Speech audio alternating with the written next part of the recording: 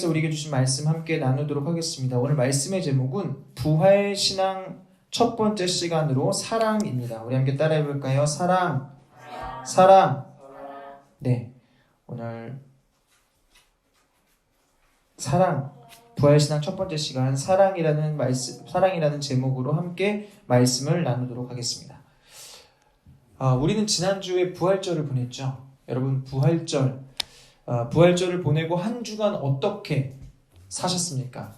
한 주를 어떻게 보내셨습니까? 평소와 똑같이 그렇게 보내셨나요? 부활절이 어떤 날입니까?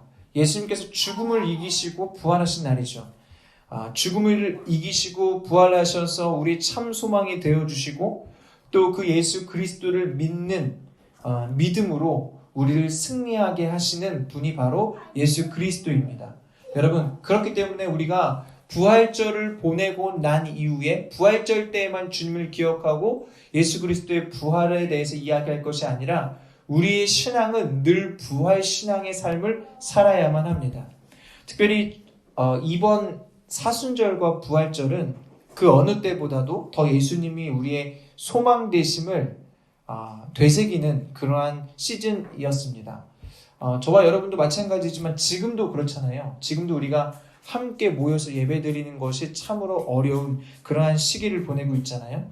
전 세계 많은 사람들이 어려워하고 있고 이 코로나로 인해서 많은 사람들이 고통당하고 있는 그러한 시간들 가운데 여러분, 과연 무엇이 이 세상의 모든 사람들에게 소망이 될 수 있겠습니까? 여러분이 코로나가 있기 전 여러분이 그렇게 마음을 쏟았던 것들, 결국 그것들이 코로나가 터지자마자 그것들이 우리에게는 아무 소용이 없다라는 것을 우리도 느끼고 있고 또 많은 사람들이 경험하고 있습니다. 결국 세상의 모든 것들, 우리가 그렇게 소망했던 것들이 결국 아무것도 아니라는 것을 우리는 이러한 팬데믹 상황을 통해서 깨닫게 되는 것이죠. 그리고 또 무엇을 깨닫게 되느냐? 그렇구나. 우리 모두에게, 모든 열방, 모든 민족, 모든 사람들에게 소망 되시는 분은 오직 예수님 뿐이구나 라는 것들을 우리는 이러한 시즌을 통해서 깨닫게 되는 것입니다. 왜 예수님이 우리 모든 이들에게, 모든 사람들에게, 모든 열방과 모든 민족에게 소망이 되어 주실까? 왜냐하면 그분은 온 인류가 가장 두려워하는 게 뭔가요? 죽음이죠, 죽음. 죽음을 이기시고 부활하셨기 때문에 그렇습니다. 그분은요, 우리의 죽음을 이기시고 부활하심으로 말미암아 우리의 죄의 문제를 해결하셨어요. 죄의 문제, 사망의 문제를 해결하신 분이 우리 예수 그리스도이십니다. 그렇기 때문에 우리는 세상의 다른 것을 의지하고 세상의 다른 것을 바라보아야 볼 것이 아니라 오직 우리의 유일한 소망 되신 예수 그리스도께 나아가 주님을 바라보며 주님을 믿고 주님을 믿는 믿음으로 이 땅을 살아가야 하는 저와 여러분이 되어야 할 줄 믿습니다. 저는 이번 사순절과 부활절 시즌을 보내면서 마음 가운데 이런 마음이 있었어요. 주님이 우리의 유일한 소망이신데 이러한 코로나를 통하여서 많은 사람들이 할 수 있는 게 없는 이러한 시즌에 정말 다른 것 계속 매달리는 것이 아니라 사람들이 이때 더 빨리, 더 많이 하나님을 바라보고 하나님을 의지해야 하는데 어떻게 우리가 그렇게 주님을 전하고 그들 또한 믿지 않는 사람들 또한 주님이 우리의 소망 되심을 알게 할 수 있을까? 이거에 대해서 되게 고민을 많이 했거든요. 여러분, 우리가 세상 사람들도 주님이 우리의 소망 되십니다 라는 것들을 어떻게 증거하고 전할 수 있을까? 여러분, 어떻게 할 수 있을까요? 주님이 우리의 소망 되심을 우리가 전하기 위해서는 그들도 주님을 믿고 세상에 헛된 것이 아닌 주님을 소망 삼아 살게 하기 위해선 우리가 먼저 부활의 주님을 온전히 믿고 부활신앙으로 살아야 하는 것입니다. 우리 함께 따라해 볼까요? 부활신앙. 여러분, 부활절만 예수님 부활에 대해서 이야기하고 외치고 기억하는 것이 아니라 우리의 신앙이 부활의 신앙이 되어야 한다는 것입니다. 여러분, 부활의 신앙이 뭡니까? 여러분, 부활의 신앙이 뭔가요? 부활의 신앙은요, 부활의 능력으로 살아가는 것이 부활의 신앙이에요. 우리의 삶 가운데 부활의 능력이 임하는 것이 바로 부활의 신앙이에요. 우리의 소망 되신 예수 그리스도를 믿음으로 말미암아 우리가 삶 속에서 만나는 그 어려움과 환난을 이 부활의 능력으로 극복하고 돌파해내는 게 부활신앙이다라는 거예요. 여러분, 부활신앙은 그냥 예수님이 2000년 전에 돌아가셨다가 3일 만에 다시 살아나셨어, 이것을 그냥 지식적으로 알고 끝나는 것이 아니라 그 주님의 능력이 지금 나에게 임하여서 내가 당한 환난과 어려움들을 믿음으로 극복하고 돌파해내는 것, 우리가 믿음으로 살아가는 것, 그것이 바로 부활신앙이다라는 것입니다. 여러분, 그런 부활신앙이 저와 여러분 가운데 있게 되기를 간절히 소망합니다. 아멘. 여러분, 부활신앙하면 대표적으로 누가 떠오릅니까? 부활신앙, 우리 성경을 통해 오늘 말씀을 통해도 보았지만 부활신앙하면 우리는 예수님의 제자들이 떠오릅니다. 예수님의 제자들은 어떤 사람들이었습니까? 3년 동안 예수님과 함께 동거동락하면서 공생애 생활을 함께 했잖아요. 그런데 그 예수님의 제자들은요, 예수님이 십자가에 달리셨을 때 어떻게 했습니까? 다 예수님을 배신하고 도망갔어요. 그러니까 한마디로 이 예수님의 제자들은 배신자고 겁쟁이에요. 우리 옆 사람에게 이야기해 볼까요? 배신자, 겁쟁이. 누가요? 옆 사람이 아니라 제자들이 그랬다는 거예요. 제자들은 다 그렇게 예수님을 배신하고 도망갔거든요. 그런데 그러한 그들이요, 부활하신 예수님을 만나고 그들이 변하게 되었어요. 부활신앙을 갖게 된 거예요. 주님만이 정말 참된 소망이심을, 주님만이 우리의 유일한 구원이심을 진짜로 믿게 되었다는 거예요. 그러자 예수님의 제자들은 그 어떤 핍박과 환난이 와도 굴하지 않고 주님을 따르는 믿음의 삶을 살게 된 것입니다. 여러분, 부활신앙은 우리 함께 따라해 볼까요? 부활신앙은 세상을 두려워하지 않고 믿음으로 주님을 따르는 것입니다. 네, 부활신앙은 세상을 두려워하지 않고 믿음으로 주님을 따르는 거예요. 여러분, 내 이성적 판단, 경험, 지식을 따라 사는 것이 아니라 주님의 말씀을 따라 사는 삶, 주님이 걸어가신 그 십자가의 길을 걸어가는 그 삶이 바로 부활신앙이에요. 그러니까 우리가 주님을 따라가다 보니 희생해야 되고 헌신해야 되고 수고해야 되고 남들보다 앞서서 봉사해야 되는 그러한 모습들이 있어요. 여러분, 그런데 세상은 그러한 모습을 보고 미련하다라고 이야기하고, 또 별로 그러한 삶이 별로 유익하지 않다라고 이야기하지만, 여러분, 결국 그러한 삶을 통하여서 우리는 주님이 걸어가신 그 길을 걸어가게 되고 우리의 삶은 주님을 향해 나아가는 것이죠. 여러분, 저와 여러분도 이러한 부활신앙을 갖게 되기를 소망합니다. 아멘. 우리 옆 사람에게 이야기해 볼까요? 부활신앙을 가집시다. 시작. 여러분, 그렇다면 배신자이고 겁쟁이였던 제자들은 어떻게 이렇게 세상을 두려워하지 않는 부활신앙을 갖게 되었을까요? 여러분, 제자들은 어떻게 정말 죽음도 두려워하지 않고 핍박과 환난을 두려워하지 않는, 세상에 굴하지 않는, 오직 주님의 말씀만 따라가는 그러한 부활의 신앙을 갖게 되었는데, 어떻게 그들은 그러한 신앙을 갖게 되었을까? 여러분, 오늘 그 내용이 우리가 함께 읽은 말씀 본문에 기록되어 있습니다. 오늘 본문은 예수님을 배신하고 도망갔던 제자들이요, 다시 자신들의 삶의 자리로 돌아간 그러한 상황 속에서 일어나는 사건입니다.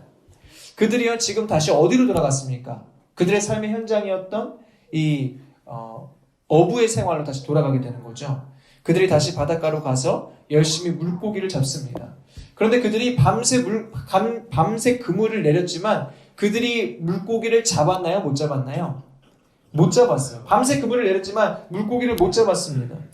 자신들의 삶의 자리로 돌아간 제자들의 모습이요, 이러한 모습으로 봤을 때 그들은 어땠나요? 그들의 모습은 어떠한가요? 활기찬가요? 기쁜가요? 즐거운가요? 아니면 어떤가요?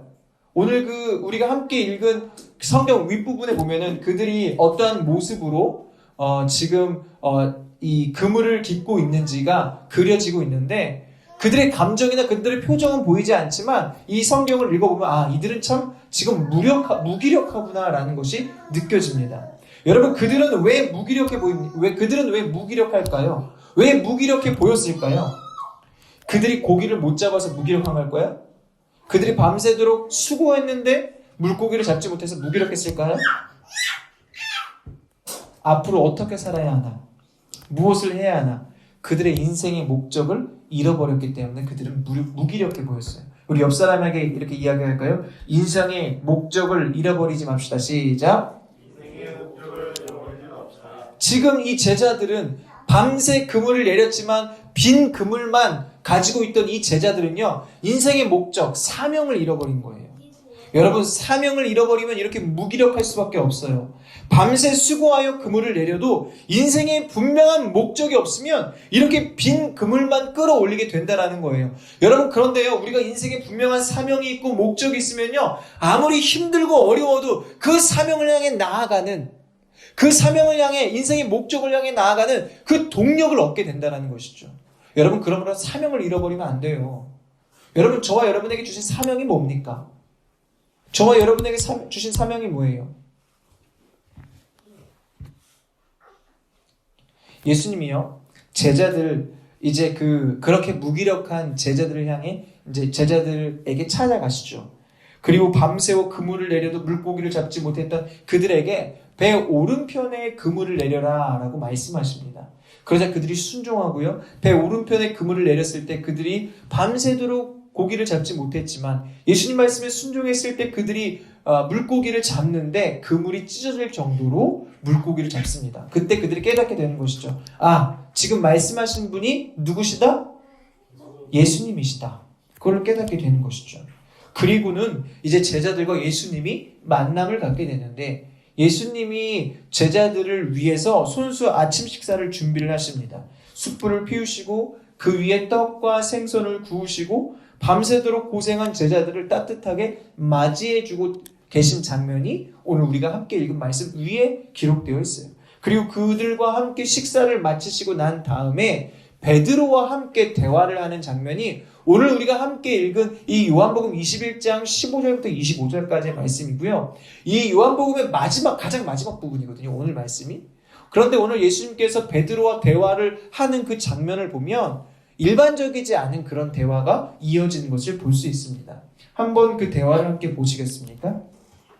예수님이 이렇게 이야기하잖아요. 요한의 아들 시몬아, 내가 이 사람들보다 나를 더 사랑하느냐?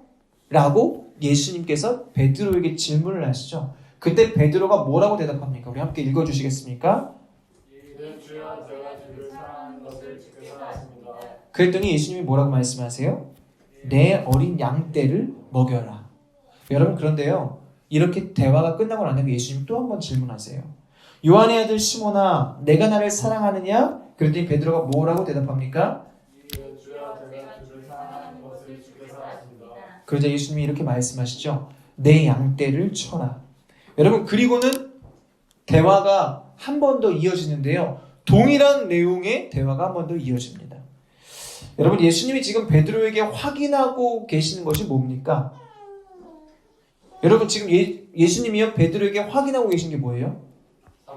사랑이죠. 예. 내가 나를 사랑하느냐? 내가 다른 사람들보다 나를 더 사랑하느냐? 이거 모르는 게 이상한 거 아니에요? 지금? 예. 예. 사랑이에요. 예수님은 지금 베드로에게 사랑을 확인하고 계세요. 그런데 여러분, 지금 예수님이 확인하고 계신 그 사랑이요, 우리가 확인하는 그러한 사랑과는 달라요. 여러분도 해보셨잖아요. 여러분도 남자친구가 있었고 여자친구가 있었잖아요. 지금은 없지만 옛날에 그 기억을 되살려 보세요. 가끔 이런 거 하잖아요. 뭐 여자친구나 물어보잖아요. 나 사랑하냐고.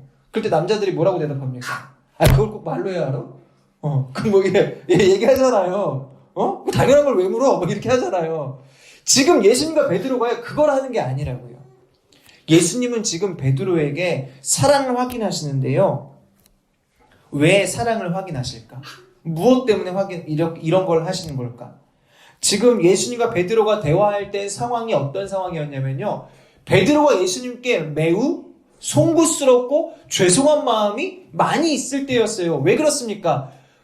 예수님이 십자가에 달리셨을 때 다른 제자들이 다 도망갔고, 베드로는 그 예수님이 잡히시는 그 장면을 계속해서 멀찌감치해서 보고 있었잖아요. 그리고 그가 예수님의 제자라는 것이 다른 사람에게 발각되자 그가 어떻게 합니까?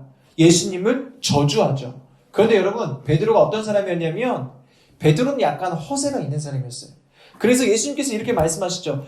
닭이 울기 전에 내가 나를 3번 부인할 것이다 라고 이야기하시니까 베드로가 예수님 저는 다른 사람이 떠나도 저는 절대 떠나지 않을 거예요 라고 이야기했던 사람이 바로 베드로였어요. 그런데 여러분 어떻습니까? 그랬던 그가 예수님을 저주하기까지 하죠. 그러니 지금 예수님을 뵐 때마다 부활하신 예수님을 뵐 때마다 얼마나 면목이 없겠습니까? 그런데 예수님이요 그에게 찾아가서 그에게 물어보시는 거예요. 네가 나를 사랑하냐? 여러분 왜 사랑하냐라고 물어보실까요? 왜 물어보셨을까요? 예수님은 베드로에게 다시 기회를 주고 싶으셨어요. 그래 그때 네가 나를 배신했잖아.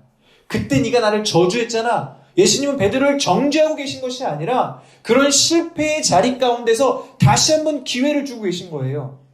내가 나를 사랑하느냐? 그리고 또 이러한 사건을 통해서 예수님은 베드로에게 무엇을 알려주십니까? 베드로야, 네가 나를 그때 배신하고 네가 나를 저주했지만 나는 여전히 너를 사랑해. 내가 십자가에 달린 것은 바로 너의 죄를, 너의 연약함을 감당하기 위해서야 라고 예수님은 베드로에게 이러한 사랑의 고백을 통해서 말씀하고 계시는 거예요. 여러분 지금 베드로의 모습은 어떤 모습이냐면 실패하고 난 이후의 모습이에요. 지금 베드로는 인생의 바닥을 치고 있다고요. 인생의 바닥을 치고 있는 그런 상황이에요. 여러분 인생의 바닥을 쳐보셨습니까? 여러분 인생의 바닥을 칠 때 여러분 안에 있던 그 거만함들, 교만함들이 계속해서 남아있나요? 그 허세들이 남아있나요? 여러분 인생의 바닥을 치면요, 쳐보신 분 아시겠지만 겸손할 수밖에 없어요. 교만할 수가 없어요. 실패와 좌절과 인생의 쓴맛을 느끼고 있을 때 그때 예수님께서 베드로에게 찾아가셔서 물어본 거예요. 여러분 그렇게 인생의 바닥을 칠 때는요 정말 다른 어떤 허세가 아니라 아주 진실하게 대답할 수밖에 없어요. 예수님의 그러한 질문에 베드로는 아주 겸손하게 그리고 진심으로 대답을 합니다. 예수님께서 이렇게 질문하시잖아요. 베드로야, 내가 나를 사랑하냐? 내가 다른 사람들보다 나를 더 사랑하느냐? 라고 그렇게 질문했을 때 베드로가 뭐라고 대답하십니까? 베드로가 뭐라고 대답합니까? 그냥 이렇게 대답하면 되는 거 아니에요? 예 주님, 저 주님 사랑해요. 이렇게 대답하면 되는 거 아니에요? 근데 베드로는 이렇게 대답해요. 예 주여, 제가 주를 사랑하시는 것을 주께서 아십니다. 자신이 주체가 아니에요. 뭡니까?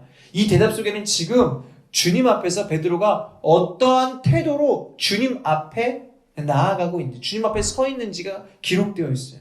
내가 주님을 사랑하는데요, 그것은 내 자랑, 내 힘, 내 능력이 아니에요. 주님이 나를 사랑할 수 있도록 주님이 인도해 주셔서 제가 주님을 사랑하는 것을 주님이 알고 계세요. 바로 예수님이 베드로의 주님이시다라는 것을 베드로는 이 고백을 통해서 주님께 말씀드리는 거예요. 여러분 그런데 동일하게 이 대화가 3번 이어지거든요. 왜 3번이나 예수님은 같은 질문을 하셨을까요? 왜 3번이나 같은 질문을 하셨을까요? 베드로가 3번 부인했거든요. 예수님은 다시 베드로의 실패의 자리 가운데 가셔서 그에게 기회를 주시고 그 실패의 자리, 인생의 바닥을 치는 그 상황 가운데 가셔서 그를 위로하시고 그를 격려하시고 그를 다시 세워주시는 거예요. 베드로 안에 있던 실패와 좌절의 감정들을 사랑으로 감싸주고 계시는 거예요. 그리고 그의 상한 심령, 그의 낮아진 자존감을 회복시키시고 계신 거예요. 여러분 이 고백을 통하여서, 이러한 질문을 통하여서 베드로는 그의 상했던 마음, 그의 낮아진 자존감들이 회복되어집니다. 그 이후에 예수님과 베드로의 대화를 보면 알 수 있어요. 18절 말씀, 우리 18절 말씀 함께 읽어보도록 하겠습니다. 시작. 내가 진실로 진실로 내게 말한다. 내가 젊어서는 스스로 옷 입고 원하는 곳으로 다녔지만 늙어서는 남들이 내 팔을 벌리고 너를 묶어 내가 원하지 않는 곳으로 너를 끌고 갈 것이다. 아멘. 여러분 이 18절 말씀 한번 띄워줘 보시겠습니까? 여기에는요 베드로의 두 가지 모습이 기록되어 있는데요. 한 가지 모습은 젊었을 때, 또 한 가지 모습은 언제요? 나이 들었을 때의 모습이에요. 내가 젊어서는 스스로 옷 입고 원하는 곳으로 다녔지만, 여러분 이때의 모습이 어떤 때의 모습이냐면 베드로가 처음 갈릴리에서 예수님의 부르심에 응답했던 순간, 예수님께서 나를 따르라, 내가 너를 사람을 향한 어부가 되게 할 것이다 라고 말씀하셨을 때 베드로가 그물을 버리고 예수님을 따랐을 때의 모습인 거예요. 여러분, 그때 베드로는 예수님에 대해서 알았을까요? 몰랐을까요? 그냥 예수님에 대해서 아주 피상적으로 알 수밖에 없었죠. 그렇다면 베드로는 무엇을 보고 예수님을 따랐을까? 여러분, 그때 베드로가 무엇을 보고 예수님을 따랐을까요? 예수님이요, 그때 공생의 생활을 처음으로 시작하셨거든요. 그리고 하나님 나라의 복음을 전하시고 하나님 나라의 일들을 행하셨어요. 기적과 이적을 베푸시고 병든 자를 일으키시고 귀신 들린 자의 귀신을 내쫓으시고 그러한 주님의 하나님의 능력을 행하셨다고요. 그때 예수님께서 베드로에게 나를 따르라라고 말씀하시니까 베드로는 그러한 예수님의 모습을 보고 내가 이분을 따라가면 내가 이분을 통해 출세할 수 있겠다. 그러한 마음을 가지고 예수님을 따랐던 거예요. 그런데 여러분, 지금 그랬던 베드로가 다시 지금 갈릴리에서 예수님을 만나고 있는 거거든요. 그 갈릴리에서 부활하신 예수님을 만나고 난 이후에는 어떻게 변하냐면 바로 이러한 모습이에요. 늙어서는 남들이 내 팔을 벌리고 너를 묶어 내가 원하지 않는 곳으로 너를 끌고 갈 것이다. 무슨 말입니까? 네가 원하는 삶이 아니라 주님이 이끄시는 삶을 살게 될 것이다 라고 주님이 말씀하시는 거예요. 그리고 실제로 어떻습니까? 베드로는 정말 주님이 이끄시고 주님이 인도하시는 삶 가운데 순종하는 믿음의 삶을 살게 되는 것입니다. 여러분, 19절 말씀 함께 읽어볼까요? 19절 말씀 함께 읽겠습니다. 시작. 예수께서 이렇게 말씀하신 것은 베드로가 어떤 죽음으로 하나님께 영광 돌릴 것인지를 알리기 위함이었습니다. 그러고 나서 예수께서 베드로에게 말씀하셨습니다. 나를 따라라. 나를 따라라. 예수님이 베드로를 처음 부르실 때에도 뭐라고 말씀하셨습니까? 나를 따라라. 그리고 지금 다시 갈릴리에서 그의 삶을 회복시키시고 그의 마음을 회복시키시고 그의 심령을 회복시키시고 다시 한번 그에게 말씀하시는 거예요. 나를 따라라. 주님은 지금 실패의 상황 가운데 있었던 이 베드로의 사명 또한 회복시키고 있는 것입니다. 여러분, 주님은 이렇게 때로는 상황을 통해서 사람을 겸손하게 하시고 하나님을 찾고 붙잡는 삶을 살게 하십니다. 하나님의 상황을 통해서 우리들을 때로는 몰아가실 때가 있어요. 우리가 참 주님께 나아가지 않으면 주님은 그러한 상황들로 우리를 몰아가시고 우리를 아주 겸손하게 하셔서 하나님을 찾게 하시고 붙잡는 삶을 살게 하신다는 거예요. 그런데 여러분, 그러한 삶이 나에게 어떠한 영향이 될까? 나에게 고난이 왔을 때 단지 그 고난이 그냥 어렵고 힘든 것으로 끝나게 해서 될까 안 될까? 여러분, 우리는 그러한 상황 속에서 하나님의 인도하심을 바라보아야만 합니다. 저희가 지금 이제 개척교회잖아요. 지금 저는 개척교회 목회를 하고 있죠. 개척교회 목사님들은요, 대부분 겸손하세요. 아닌 분들도 계신데 대부분 겸손하세요. 제가 만난 분들은 그래요. 왜 겸손하실까요? 개척교회 목사님들은. 상황이 겸손할 수밖에 없는 거예요. 예. 그냥 교만할 수가 없어요. 늘 가난한 마음이야. 예배 한번 드리고 나면 마음이 어렵고, 예배 한번 드리고 나면 앞으로 목회를 어떻게 해야 되나 걱정되고, 그냥 모든 상황들이 주님을 의지할 수밖에 없는 그런 겸손한 상황으로 주님이 우리를 인도해 가시는 거예요. 여러분, 그런데 생각해 보십시오. 생각해 보세요. 하나님을 의지하는 삶. 하나님을 의지하는 삶. 그거 우리가 꿈꾸는 삶 아닌가요? 날마다 하나님의 인도하심을 받는 삶. 그거 정말 우리 기도 제목 아닌가요? 우리가 어떤 상황 속에서도 하나님만 바라보는 삶. 그거 정말 우리가 그러한 삶을 살아야 되는 거 아닌가요? 그런데 지금 저의 상황이 어려우니까, 저의 상황이 매우 세상적으로 윤택하지 못하니까 주님을 의지할 수밖에 없는 거예요. 여러분, 그렇기 때문에요, 개척하고 어려운 시기를 보내고 있는 지금 코로나 때문에 교회들이 더 많이 힘들어졌고, 다 상황 전체적으로 다 어렵지만 교회들도 예배를 드리지 못하니까 다 어려워진 거예요. 그러니까 오히려 이 어려움의 시기가 우리에게는, 저의 인생에는 아주 복된 시기고 복된 기회인 거예요. 왜냐하면 내가 더 하나님께 매달려야 되니까, 내가 더 하나님을 붙잡아야 하니까, 오직 우리에게는 하나님만이 소망이 되어주시니까, 다른 것이 소망이 아니라 오직 하나님만이 우리의 소망이 되어 주시니까 다른 방법이 없어요. 하나님께 기도하고 하나님께 매달리고 하나님을 붙잡는 거예요. 그럴 수밖에 없거든요. 여러분 실패의 자리에 계십니까? 아픔의 자리에 계십니까? 실망의 자리에 계십니까? 그런 자리 가운데 여러분 실패와 아픔과 좌절과 실망스러운 그런 자리, 여러분 그 자리가 바로 주님의 은혜를 경험할 수 있는 가장 좋은 자리임을 저와 여러분이 기억해야 할 줄 믿습니다. 그 자리가 바로 주님의 만지심과 역사하심을 경험할 수 있는 자리라는 거예요. 여러분 우리가요 잘 나가고요 내가 원하는 대로 삶이 이루어지면요 절대 하나님 찾지 않아요. 그것을 무엇을 통해 볼 수 있습니까? 역사를 통해 볼 수 있죠. 사람을 통해 볼 수 있죠. 성경을 통해 볼 수 있죠. 우리의 경험을 통해 알 수 있잖아요. 여러분 사람이요 그 어려울 때는 그렇게 겸손하고 하나님을 찾다가도요 그 문제가 해결되고 내 삶이 좀 내가 원하는 대로 이루어지면요 하나님 찾지 않아요. 그게 우리 인간이에요. 교만하고 완악한 우리 인간이라고요. 그런데요 상황이 환경이 우리로 하여금 겸손하고 낮아지도록 만들 때가 있어요. 그때가 비록 우리에게는 광야와 같은 어려움의 시간들이지만 그 시간들은 하나님의 역사와 능력을, 하나님의 음성을 들을 수 있는 귀한 시간인 거예요. 여러분, 그러한 때 내 스스로 보기에는 내가 아주 초라해 보일 수 있고요. 남들에게 드러낼 것 없는 그때, 정말 세상에 드러낼 것 없는 그러한 때, 내가 아주 초라하게 느껴질 수 있는 그러한 때가 바로 하나님의 인도하심과 하나님의 은혜를 경험할 수 있는 때임을 저와 여러분이 함께 기억하게 되시기를 바랍니다. 아멘.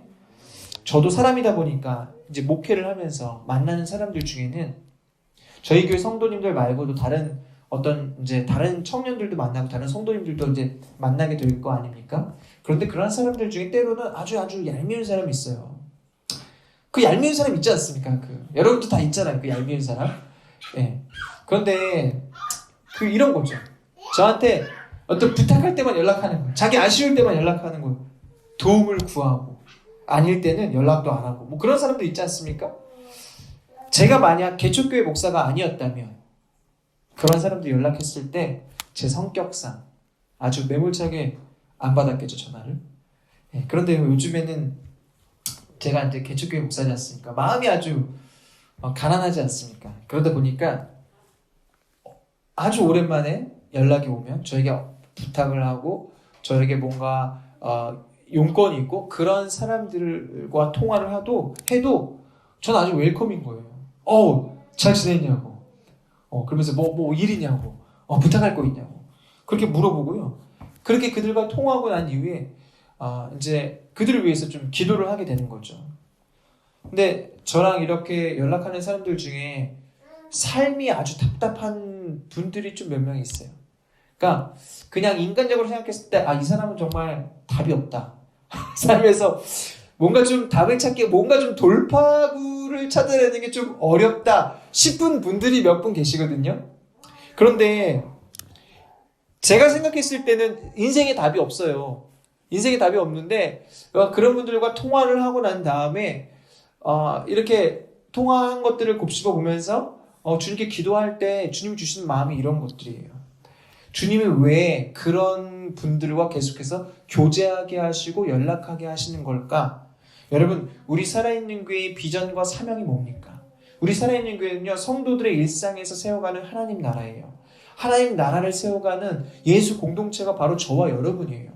우리가 하나님 나라를 세워나가기 위해서는요, 하나님 나라를 확장하기 위해서는요, 예수님 믿는 사람들을 우리가 우리 교회로 끌어들여서 함께 사역하는 것이 아니라 정말 주님을 믿지 않는 자들, 복음이 그들의 삶의 주인 되지 않은 사람들, 예수 그리스도를 나의 구원자로 진정으로 모셔드리지 않는 자들의 삶 가운데, 신령 가운데 하나님 나라가 임하게 하는 거예요. 여러분, 그렇기 때문에 예수님의 삶을 보십시오. 예수님의 사역을 보십시오. 예수님의 부자와 그렇게 예수님 종교 지도자들과 그런 사람들과 어울렸습니까? 삶이 윤택하고 남들에게 대접받는 사람들에게 나아갔습니까? 아니요. 사회적으로 무시당하고 정말 예수님의 구원이 필요한 자들, 하나님 나라가 필요한 자들에게 가셔서 그들에게 손 내미시고 그들과 교제하셨잖아요.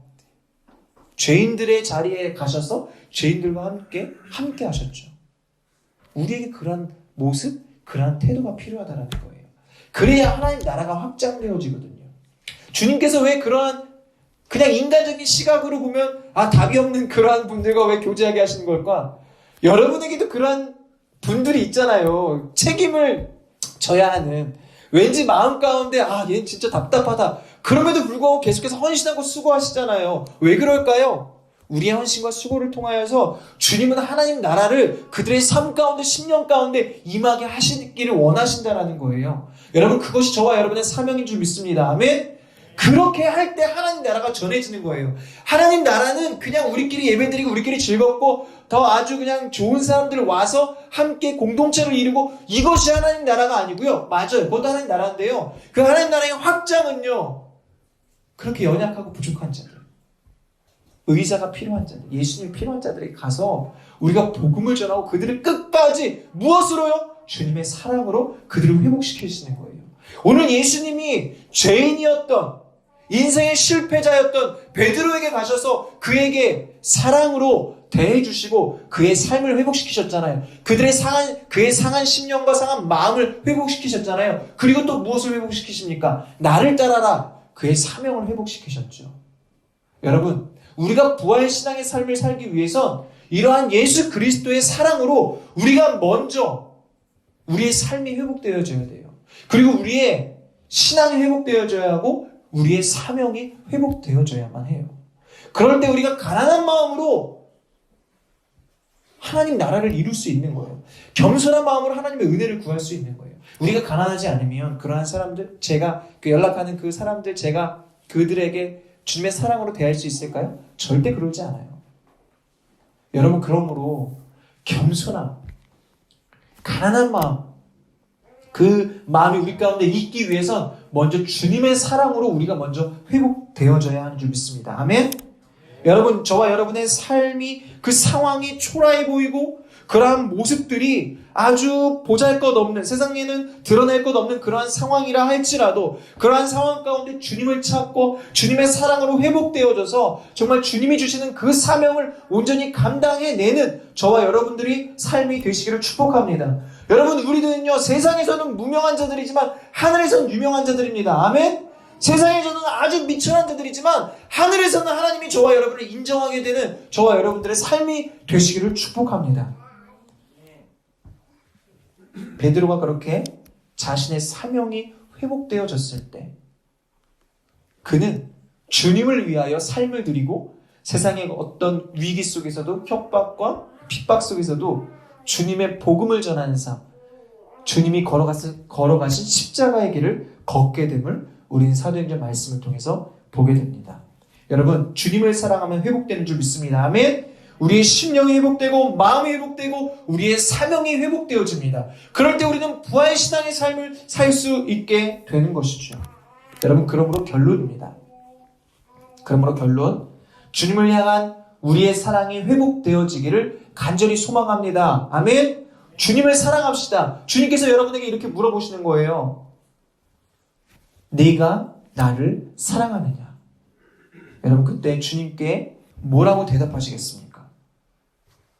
예, 주님, 제가 주님을 사랑하는 것을 주님이 아십니다. 주님이 여러분에게 질문하세요. 내가 너를 다른 사람들보다 더 사랑하느냐? 여러분, 그러한 주님의 물으심 앞에 또 뭐라고 대답하시겠습니까? 예, 주님, 내가 주님을 사랑하는 것을 주님께서 아십니다. 다시 한 번 더 예수님이 질문하실 때에도 여러분, 주님 앞에 여러분의 실패 자리에서 예수님이 여러분에게 질문하셨을 때, 여러분이 고통 가운데, 고난 가운데, 고난의 시간 가운데 예수님이 여러분에게 질문하셨을 때, 그때도 지금과 같은 동일한 대답을 할 수 있게 되는 저와 여러분들이 되어야 할 줄 믿습니다. 실패의 자리, 고난의 자리, 아픔의 자리에서 주님은 여전히 우리를 사랑하십니다. 우리도 그러한 자리에서 주님을 구해야 합니다. 그럴 때 우리의 상한 심령이 회복되고 마음이 회복되고 우리의 사명이 회복됩니다. 그리고 회복된 우리들을 통하여서 살아계신 주님, 우리의 유일하신 소망 되신 주님을 전하고 증거하는 복된 믿음의 삶을 살아가도록 주님께서 저와 여러분을 인도하실 줄 믿습니다. 여러분, 주님이 우리 가운데 말씀하세요. 내가 나를 사랑하느냐? 그러한 질문 앞에 예 주님, 제가 주님을 사랑하는 것을 주께서 아십니다. 이러한 고백을 우리의 삶으로 주님께 올려드릴 수 있는 우리 사랑하는 모든 성도님들 되시기를 예수 그리스도의 이름으로 간절히 축복합니다. 아멘. 아멘.